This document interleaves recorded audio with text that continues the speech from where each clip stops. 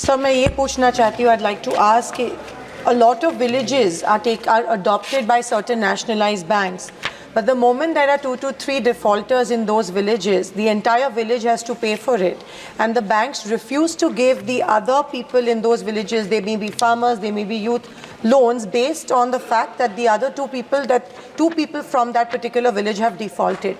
And then when they take the grievance to the collector often says that this is not, ये मेरे नियंत्रण में नहीं है, it is under the नियंत्रण of the RBI.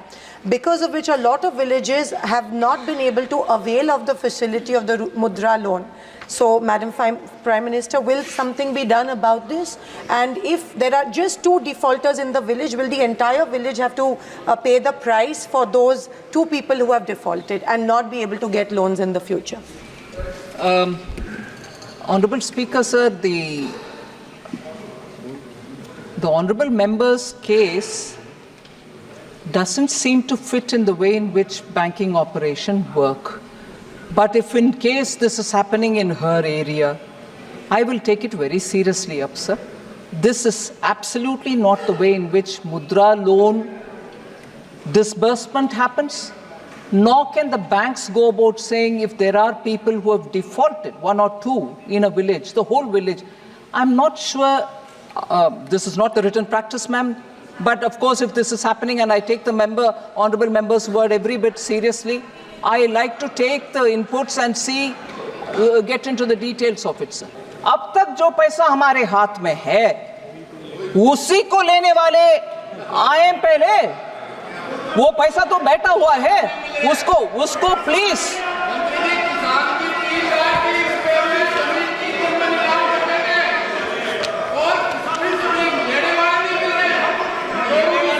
एक minute, I'll answer you, please sit down.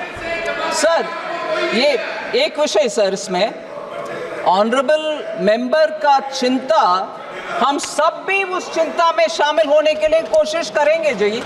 हम भी चाहते हैं नहीं, एक मिनट भाई साहब, एक मिनट। हाँ, ये प्रश्न सिर्फ हमसे नहीं, कोर्ट में जाइए, कोर्ट में पूछिए।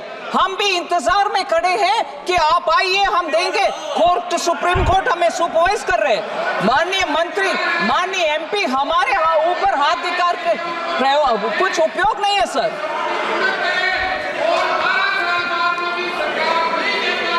कल्याण जी सर, मैं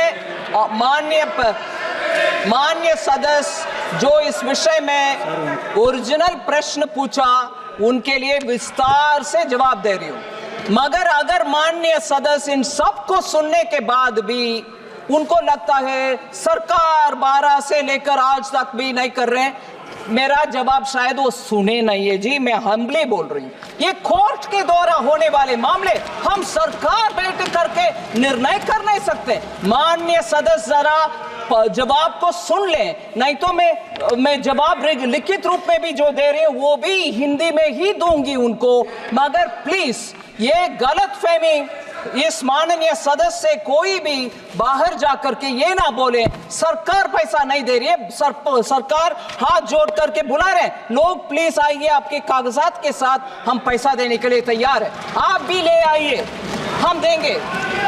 Yes, but the variety of questions which are coming, I thought it will be of interest for several members. So I'm seeking the time of the Honorable Speaker. If he wants me to sit down, I'll sit down. I have no problem, sir. Refunds. Sir, the refunds, online processes of claims and refunds. I'm giving you one account. Refunds of 1,021 crore to 20.8 lakh claimants. With claims, and here each claimant could have up to 19,000 crores. He may be 10,000, 12,000, 15,000 or 2,000. Up to 19,000 crores jitne bhi claimants hai, they are 20.8 lakh claimants for whom 1,021 crores have been distributed. Justice retired R.M. Lodha ji is looking at this. He is a justice looking at it and reporting to Supreme Court. So we would like more claimants to come. There is a portal created by Ministry of Cooperation saying, please put your names for those 4 cooperatives based organizations. Go to that portal, register your name. That committee of 3 people, inclusive of a retired judge, will look into the claims and money will be distributed. But we are seeking more claims, sir. I would request all the honorable members, if they have people who are approaching them, to please come. Put a legitimate claim, show the papers, take the money. We are waiting to clear it. But I just want to dispel this thought that Government of India is not doing anything. We are constantly reporting to the Supreme Court. 3 panels of retired Supreme Court judges are monitoring us. They are approving every claim which is getting money back. So let us not in this house have a doubt about the intent and the interest with which the central government is working on this. Shri Thank you. Ganesh Singh ji. धन्यवाद अध्यक्ष महोदय। मैं सबसे पहले सहारा और PCL में जो निवेश करने वाले लोग थे, जिनकी संख्या लाखों में है पूरे देश भर में, हमारे मध्य प्रदेश और सतना के लोगों ने भी बहुत बड़ी मात्रा में निवेश किया था। मैं धन्यवाद देना चाहता हूं वित्त मंत्रालय को, माननीय वित्त मंत्री जी को, सर्वोच्च न्यायालय को और सेबी को। बहुत त्वरित उन्होंने कार्रवाई किया है और उनकी संपत्ति को जब्त करके और निवेशकों को लौटाने का काम कर रहे हैं।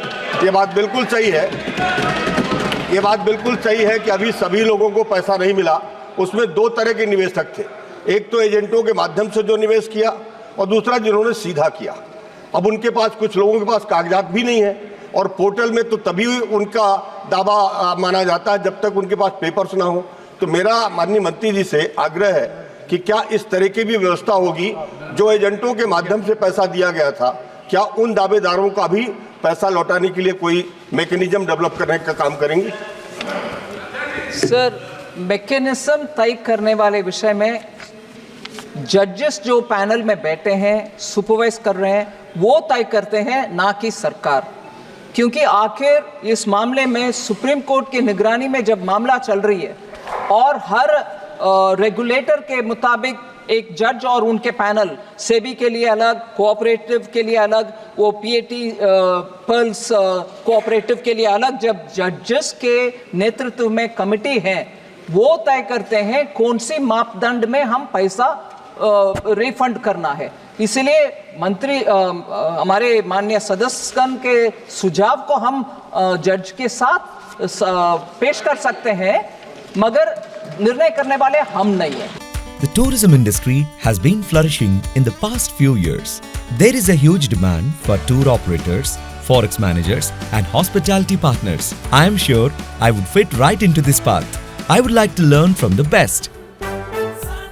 Sun International, Hyderabad, Visakhapatnam.